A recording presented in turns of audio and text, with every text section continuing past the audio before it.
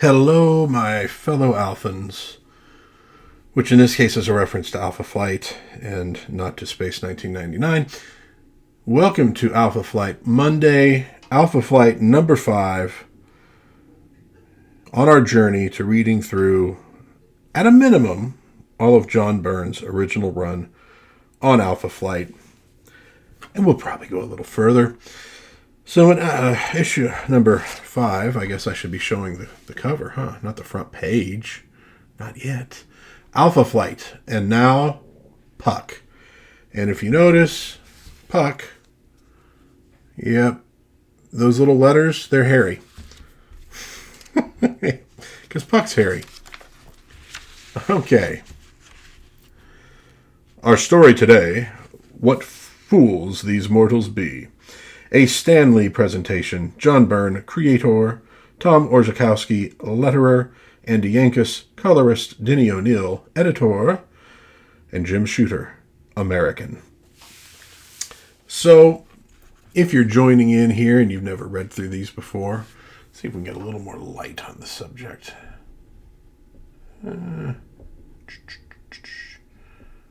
There we go. That's a little better, I think. If you're kind of new to this, that was me kicking the stand with the camera. We have not seen a lot of Puck so far in Alpha Flight, even though he is a founding member. In issue number 2, he is on the receiving end of a horrific attack by Marina when she kind of goes into beast mode and darn near disembowels him. And so they have to rush him to the hospital, and then Alpha Flight goes off after Marina and encounters the Master up in the Antarctic, and so on and so on. So where has Puck been over this time period? Well, it turns out it's a hospital in Fort Albany, Ontario. We start with Shaman, otherwise known as Dr. Michael II Youngman. Well, friend Judd, you are not entirely out of the woods yet, but unless you have some specific need of which I am unaware, I think you can dispense with my services. To which Puck replies, Michael, I'm flattered you stuck around this long. You get back to your own business now, eh? You know what? Whenever I'm reading Puck, I admit I kind of want to read it like Blackjack Shellac from the old Looney Tunes. Michael, I'm flattered you stuck around this long. You get back to your own business now, eh? Which probably is not right, but it's what pops into my mind.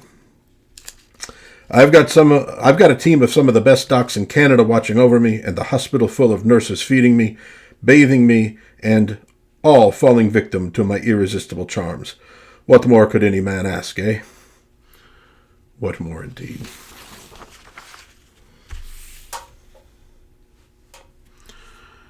Will there be anything else this afternoon, Mr. II Youngman? I'm off duty in a few minutes, but if you need me to stay, I'd be happy. Oh, no, if you need me, I'd be happy to stay.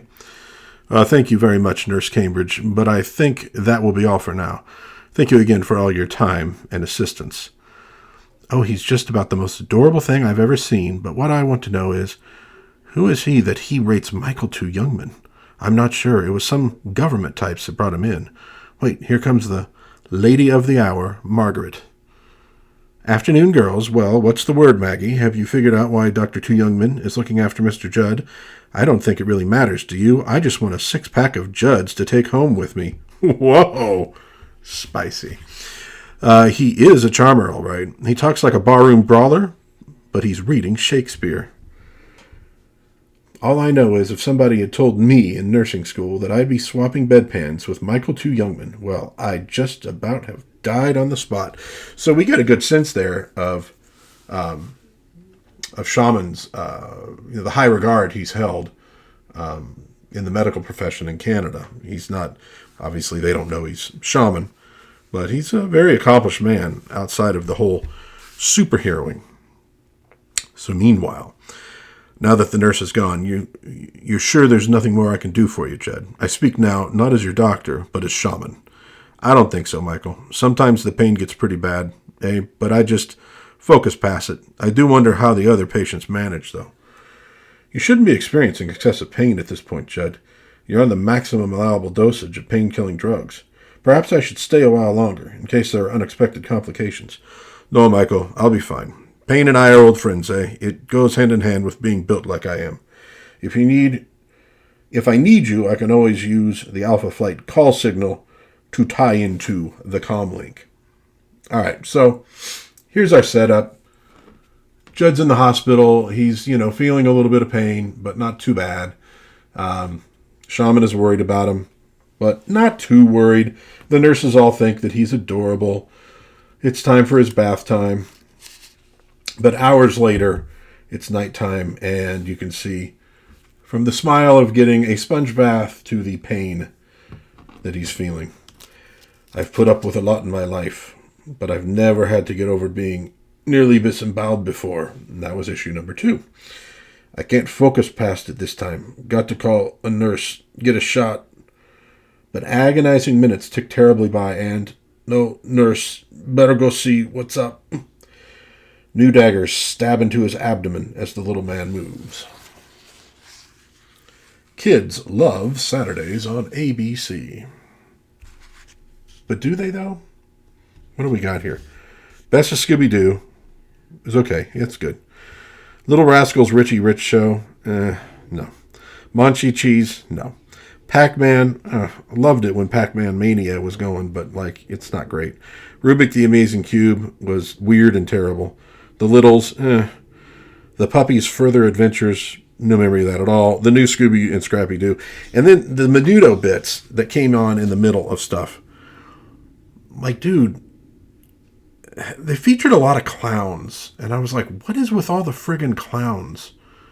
At that point, we didn't do a lot of clowns in the United States. I mean, we had a lot of clowns in the United States, but not so much on TV. Yeah, Menudo was kind of weird. Okay, anyways, back to the story.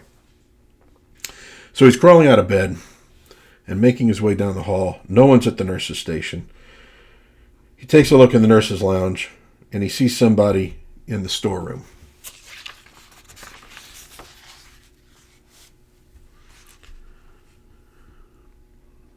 And so he's kind of happy that he actually found somebody. If I have to do this again, I'll have to find a less open access. Let's see. Wait, I'm sorry, did I skip a... Yes, I did. Sorry, I skipped a page. I'm going, that doesn't make sense. That's not what happened. So he finds somebody in this storeroom, and it's a nurse, and it looks like she's been giving herself an injection. She hurries him back and prepares a shot for him. And it's going to go into the IV, not him, because he's saying, the way she's shaking, I'm glad she's sticking that in the IV, not my arm. So the nurse departs, and now Puck is kind of thinking this over, and he decides he needs to investigate. So he sneaks back out and makes his way under this trolley that the attendant is pushing. His speed belies his stunted legs, carrying him quickly from the sight of the orderly. Oh man, if only that could have been the disorderlies. Come on, if you're an old guy, you know what I'm talking about. And a few minutes later, that was easy. Now comes the hard part, getting past the desk. Actually, that's probably not that hard, given the fact that he's not very tall, and they can't really see him. So now, he makes it in, and he's taking a look at what she was doing. And he doesn't think that it looks like anything's missing, but he notices that the liquid in one of these bottles is a lighter color than the other one. It's hardly enough to notice, but it looks like it's been diluted. Let's have a look at the stuff in the back. Bingo, it's all been cut by as much as half its strength. But Daly can't be using this much herself. I think I may have stumbled onto something more than one junkie nurse. What's that? Another door at the back. And so now we get sort of this, representation of him doing his sort of acrobatics. And he sees a delivery boy. And so he kind of, leaps from the top of the shelf out the door. But he wants to alert hospital authorities of who I am and what he's doing. Oh, that was really stupid. Michael accelerated my healing with his Indian magics, but I could still rip myself open if I get too carried away. So this is also a pretty good study of the character Puck.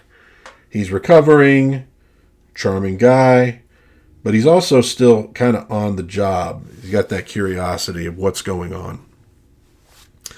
And so he goes and talks to the hospital administrator, and who doesn't quite believe him, but he decides he's going to, okay, well, we'll look into it. I don't think anything's going to happen. So as night closes once again over Fort Albany, time to get going, I think. But I've had enough of skulking around in this drafty bedgown. Time I went into action for real. Michael did a fine job mystically repairing my costume. I like how they throw that in, I guess, because somebody was going to be looking for a no prize. Hey, wasn't his costume ripped up? Now, and I love the way Byrne draws him. Like compacted, but with all this power. I've always liked the design. I've always liked the costume design of Puck. My costume is tight enough that it should hold my guts together. I've just got to keep reminding myself I'm still just one big stitch across my middle. This shouldn't be too arduous, though. I've only got to play detective tonight and leave the rough stuff for the coppers. Within minutes. Okay, so he's out. He's tracking these guys down. They got a sweet van with one of those bubble windows in the back. So I mean, okay, yeah, they're stealing drugs from a hospital to sell to junkies, but they do at least have a cool van. I mean, give them that much. Okay, nurse, that's all for this haul. Here's your split of the uncut goodies. Have a good time. Only one? But you promised. You promised me enough for a month. But you've been getting greedy, ain't you? Sneaking the goods on your own time. One's all you get. And as the van roars off, aren't I just the luckiest little superhero? If I'm on my toes, I may nut the whole bloody gang in one fell swoop. So off Puck goes to chase down. He jumps onto the back of the van.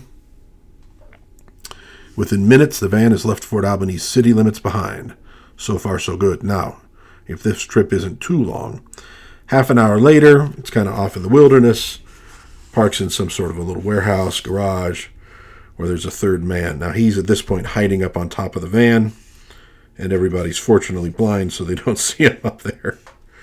Superheroes get to have a little bit of luck going for them.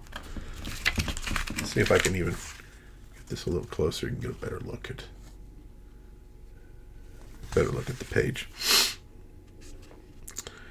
Well, how'd it go? Everything as usual? Smooth as a baby's bum, Maury. You worry too much. I got reason. I've been inside once too often already. I take the fall on this one, and they throw away the key. Tonight's run was all too rushed for me. I like more warning. Oh ho. Punch and Juicy. I do not remember Punch and Juicy bubblegum. But I do remember the bubblegum that had the stuff that squirted on the inside. Crap, what was that one called? God, my wife and I were just talking about that a while back. But, hey, who the heck is that? Ah, nuts. Well, gentlemen, since it seems like I can't hide and listen anymore, I suppose I'd better introduce myself, eh? Folks around Alpha Flight call me Puck. Here's a quick sample of why. Yow, not bad, eh? And so, Puck comes down. We get like a full buffalo shot as he kicks those guys in the side of the head. Sweet. Does his spin move. I don't believe it. A midget in a monkey suit. What's going on here? Hey, if you don't mind, not a midget, eh?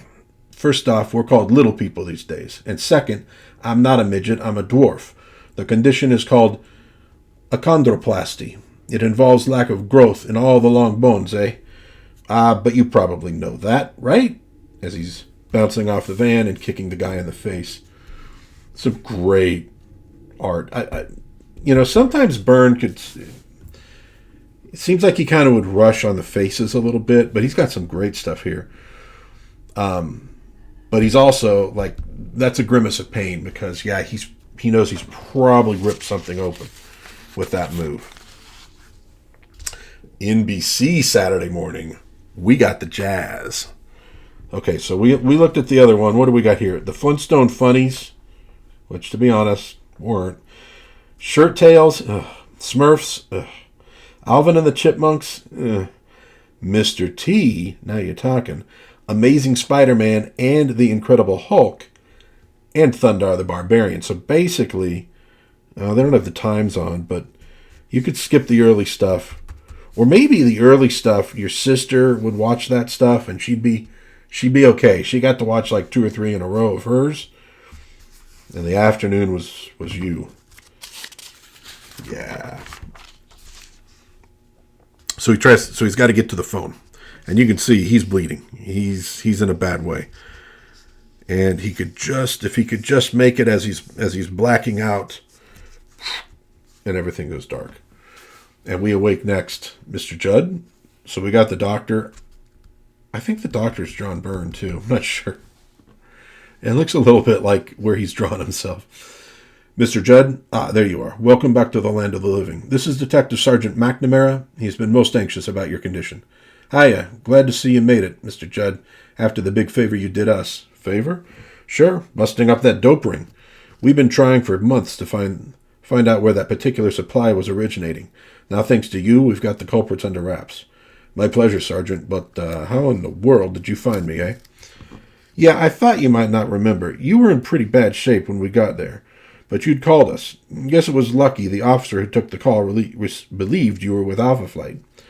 Yes, I don't suppose Fort Albany sees too many superheroes, eh? We're likely to be seeing one less if you don't get some rest, Mr. Judd. If you're finished, Sergeant. The MPC Golden Opportunity Sweepstakes. So many model ads back in the day. It seems like modeling is still really big in Japan, but not so much in the U.S. That used to be a huge industry here. I mean, I don't know. Maybe it still is. I may just know. And we also got some subscription stuff. Got some Doctor Strange. 4 extra issues subscription certificate. Marvel Comics Group. Ooh, US 1 was still on there. I just read a couple US 1s. It is a very goofy series, and I like it quite a lot. And Springer's art is really good. Quite a guy, eh, Doc? I know 6-footers who'd have folded before he did. Your boys must have done a great job stitching him back together. We did the best we could, Sergeant. I'm afraid, however, that with the extent of his injuries, it may not have been enough. I didn't wish to say anything in front of him, of course, but there's a high probability he will not live through the night. Jeez. And yet he looks so healthy. He's riding a wave of painkillers at the moment. It can be deceptive. Well, good evening, Sergeant. Minutes later. Well, Mr. Judd, I hope you realize how lucky you are to still be with us. I'm always aware of that, eh? Still, I wish that copper could have stuck around a bit longer. I'm not as convinced as he is that this case is closed. How so?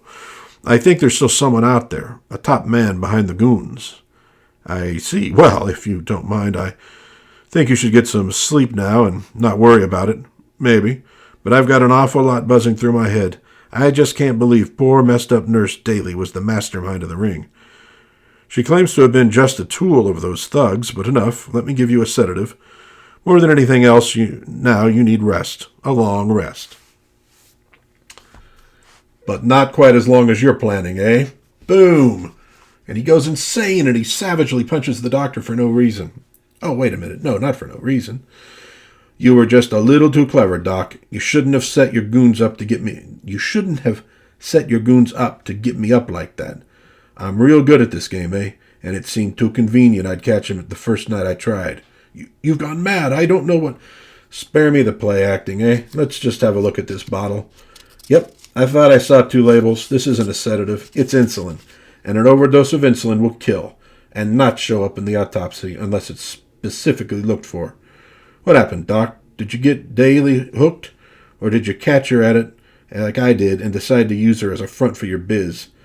Don't bother to answer. I've got no real sympathy for a junkie like Daly. But you're worse than a junkie. You create junkies, Doc.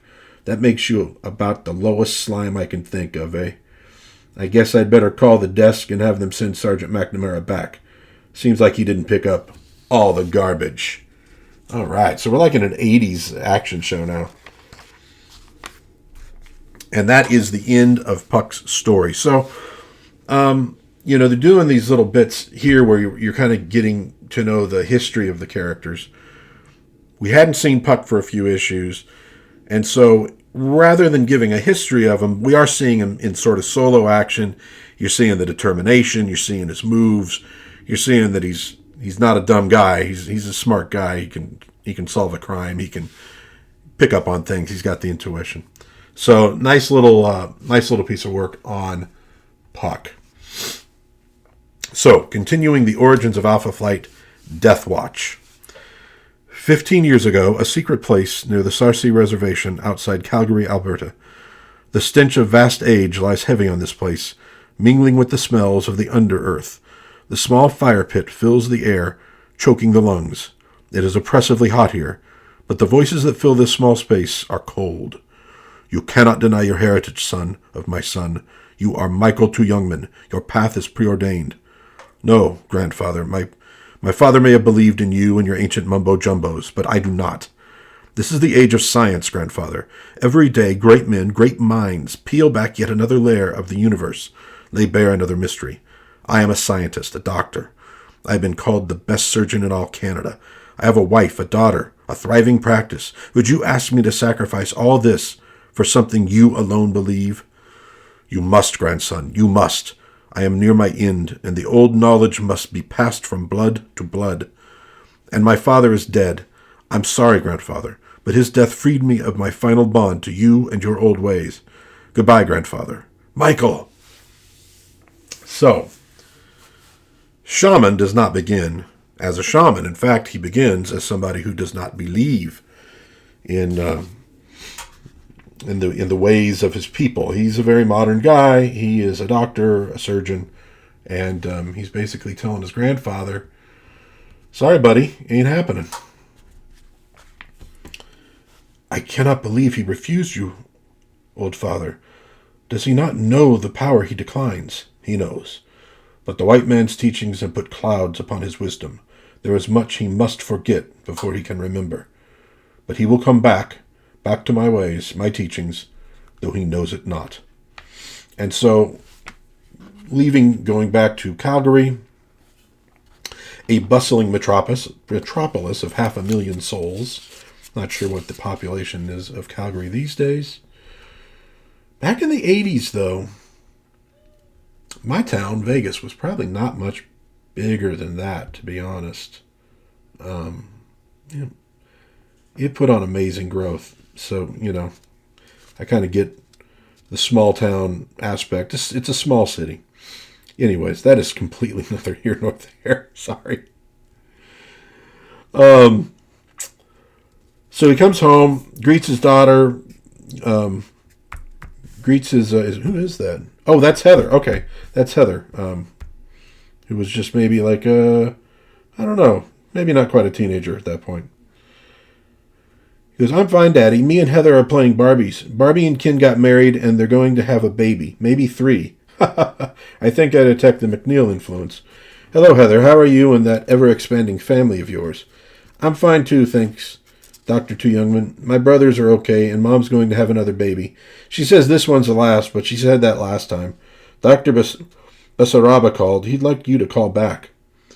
Thus, hello, Elsie. Mike Two Youngman. Is Max there? Hi, Max. Yes, our babysitter told me you... What? When did you...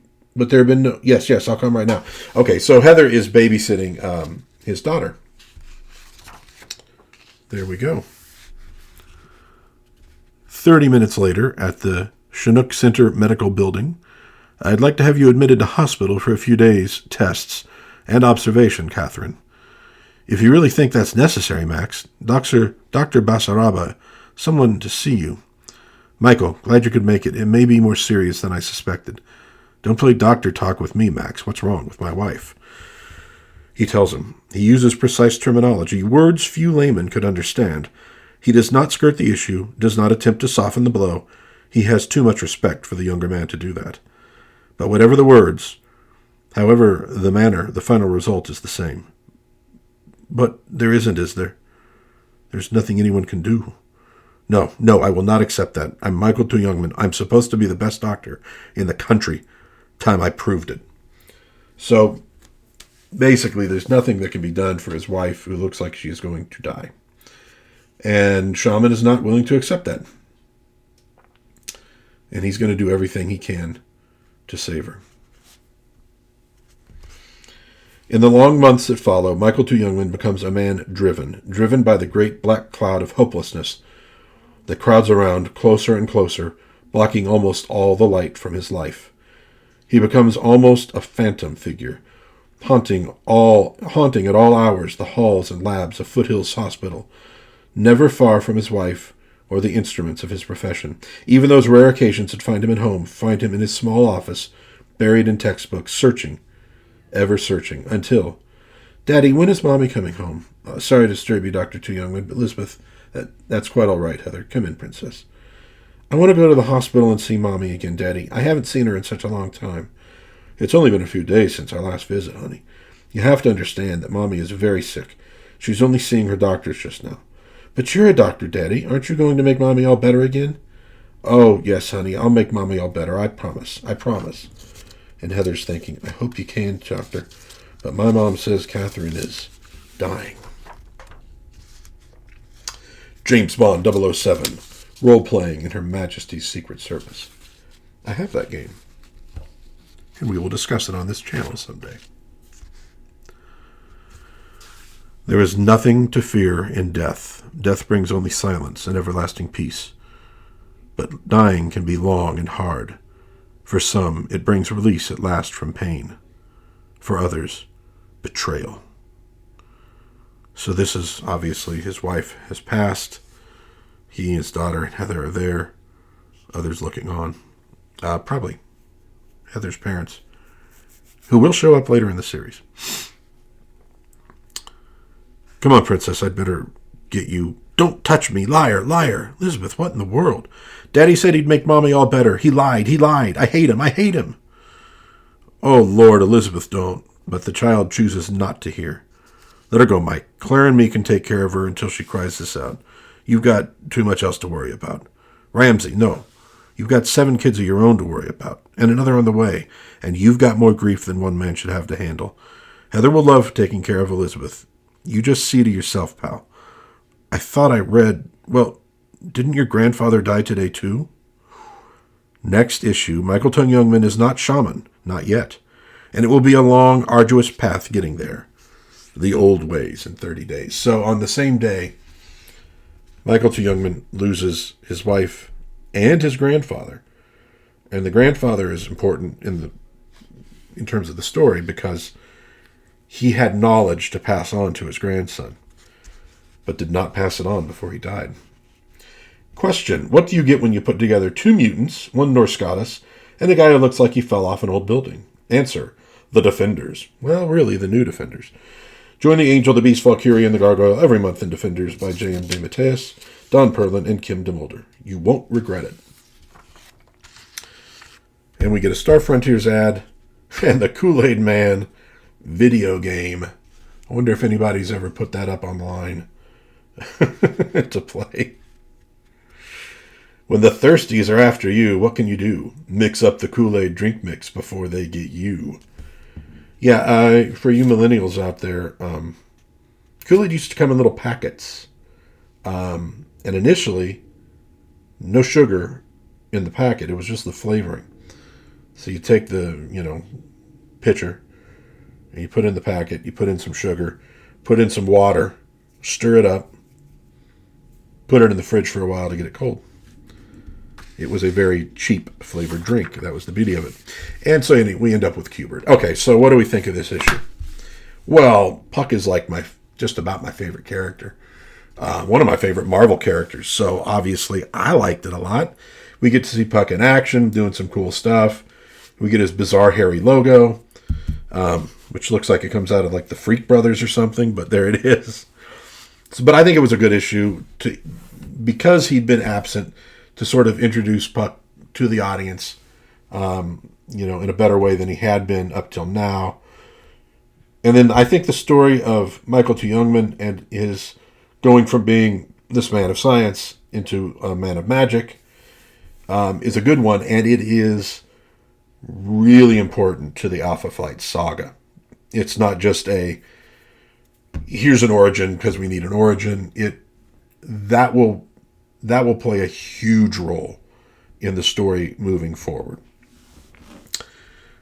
So I think that will do it for Alpha Flight Monday. We have covered Alpha Flight number 5 on this episode.